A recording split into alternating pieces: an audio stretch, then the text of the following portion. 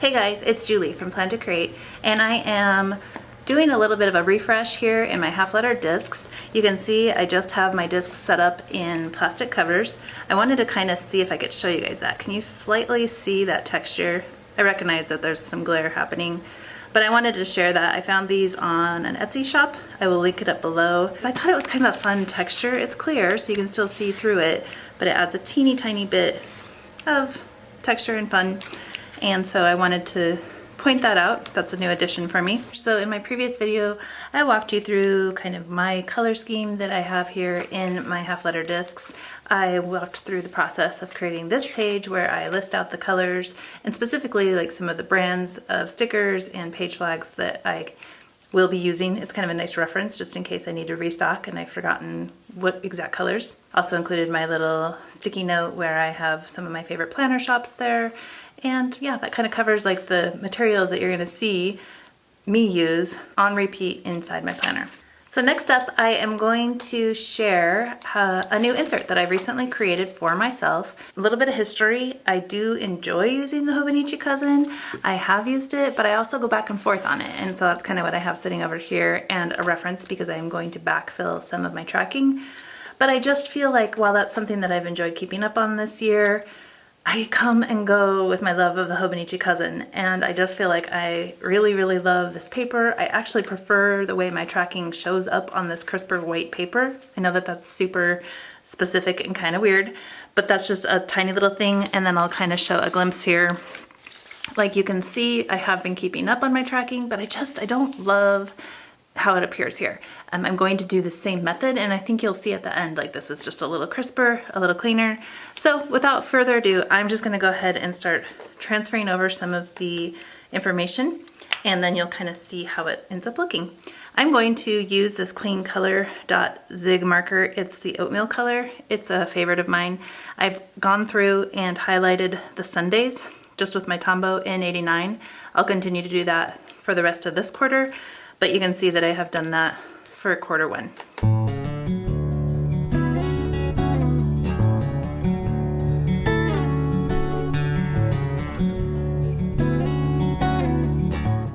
Oh, perfect. I made a mistake here, so you'll get to see firsthand that this is a lot easier to cover up than the mistakes I've made in my Hobonichi. This paper takes these white outs a lot easier. Like I can barely tell where my writing was. Whereas on the Hobonichi Cousin, it's harder to get that matchup with the paper, so I do like this.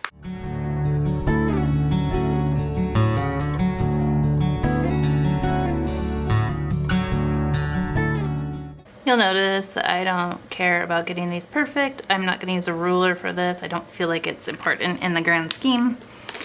But I really do like how this oatmeal color shows up on these, and then I will go through and draw some lines. I don't know why, but I feel like it kind of makes it fun. I think one benefit to this method is that I can do a mark when I'm in my planner. If I just happen to have my pen, I can come through and just draw the line. If I'm in my planner and I have my zig dot handy, I can do the dot. But I feel like I have options here. There's not that like excuse like, oh, I don't have the right writing utensil. I can't do this right now. It's like, no, you can. Draw a line or make a dot. I'm gonna go ahead and mark out the rest of the Sundays for the next few months. This just kind of helps me figure out where I'm coming and going.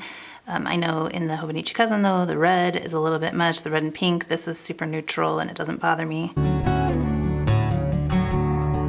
I don't fill in the things that I'm going to track until the month comes because there are times that things switch around and I want to do something else, so I'll kind of save space for that change. And even here at the bottom, I'm not going to get too committed too many months out, but I have enjoyed lately just tracking the book of the month that I receive and then the book that I'm reading for my local book club. So I have these little stickers, looks like I might need some more, but I just like to put those down and then track those two things. These are Planner Fluent icons and they are in the color Mist, so they have a tiny soft little gray accent circle on them, which I really enjoy. Okay, I'm just gonna draw kind of a line here through the middle. Oh, and I want to say I got this idea from the Planner Spot. I'm pretty sure in her Hobonichi walkthrough, she shared that she was tracking her books in this way. So I thought, oh, that's a really great idea. I want to do that. So I'm going to put the book club group book up here, and then whatever my book of the month was goes here. and I don't necessarily always read these in the month that I receive them, but as soon as I have read them, I give myself the opportunity to highlight it off. Okay, so I'm ready to stick these guys back into the front of my planner. The last thing I want to do though is add a little sticky note.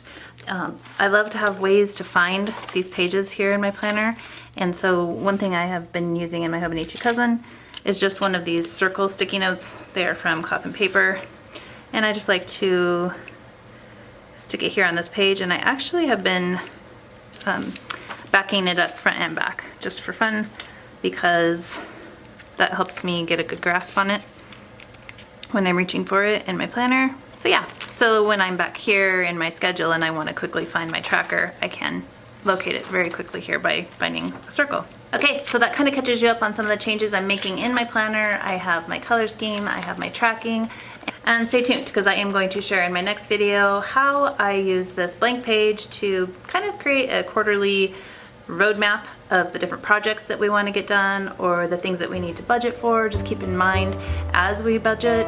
So my husband and I, took some time, we broke down a plan, and I will share that soon.